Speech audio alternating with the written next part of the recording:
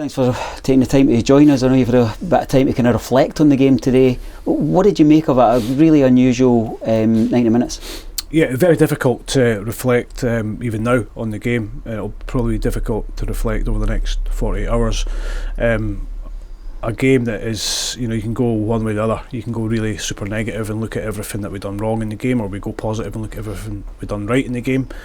But we have to find that balance of it all. We have to appreciate we've lost 5 goals at home, regardless of how those goals have came about. And if you lose 5 at home, it's going to be impossible to pick up points, and it's not like us, to be fair to the boys in the park. And then we have to look at the positives of the first half an hour, and a lot of the second half. We played some really good football. We never gave up in the game, regardless of the scoreline. But we also have to appreciate it. It's a home loss. In a game that we could have won, and we give ourselves a fantastic foothold in the first 30 minutes. So disappointed that we've obviously conceded 5 goals. I mean, that's a no-brainer. But we have to take time now to as a group and as individuals to go over it, and look at what went wrong effectively, and discuss it.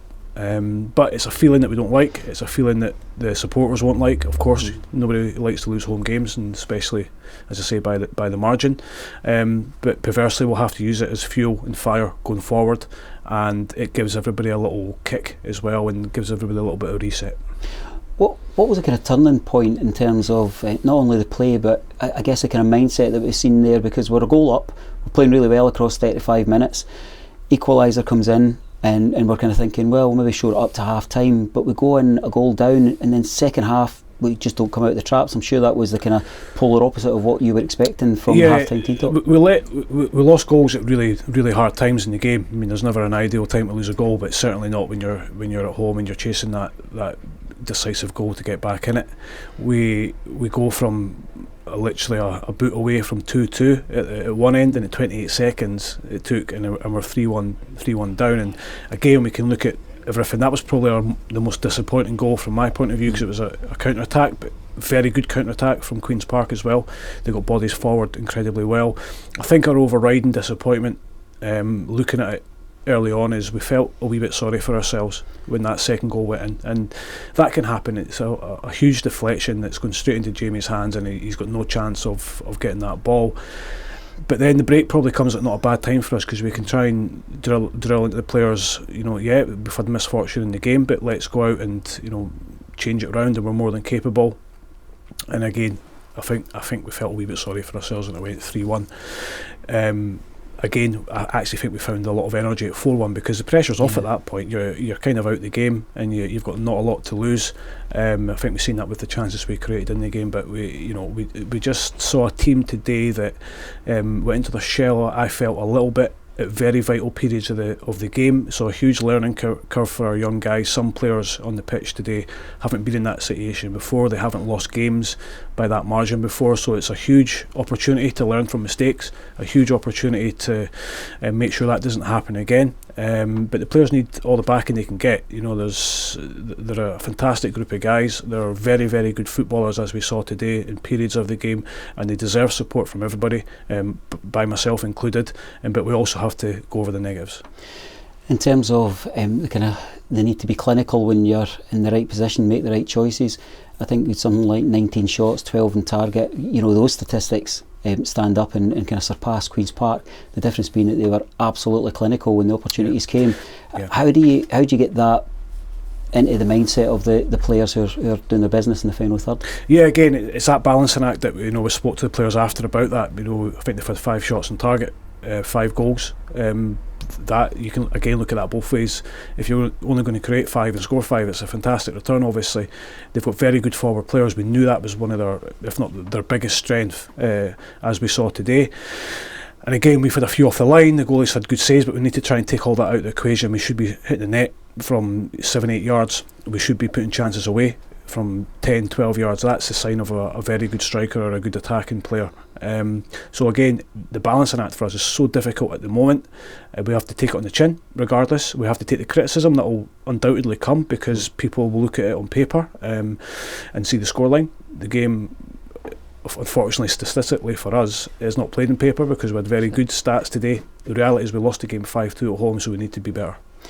In terms of positives that we can take, I'm sure a lot of people were buoyed when they seen that Lewis Vaughan started and indeed play through the 90 minutes. How's he feeling? How's his body handling up to the challenge? Yeah, I thought he'd done very well. Lewis has been excellent in training. He's now back in the squad and he's training fully with the group, and he's been excellent in training, he really has. So I felt he deserved an opportunity. I felt he'd done really, really well actually within the game, because it's a really hard ask against two experienced physical centre halves. And as I say, for the first 30 minutes he was a focal point of a lot of good things we were doing down the middle of the park.